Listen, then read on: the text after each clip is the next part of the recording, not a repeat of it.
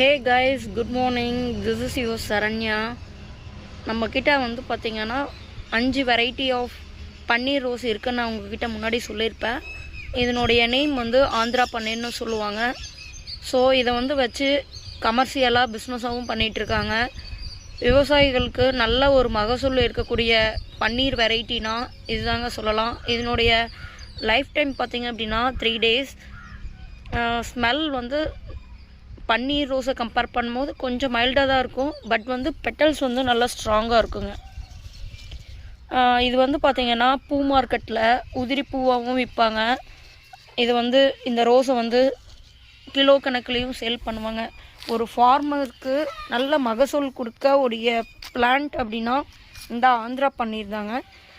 இதனுடைய க்ரோத் வந்து பார்த்திங்கன்னா அவ்வளோ சூப்பராக இருக்கும். நம்மக்கிட்ட இது நான் ஒரு 30 rupeesக்கு தாங்க லோக்கல் நர்சரியில் வாங்கிட்டு வந்து வச்சேன். ஸோ நம்ம 1 yearல வந்து இவ்வளோ பெரிய பிளான்ட் ஆயிடுச்சிங்க நம்மளுது.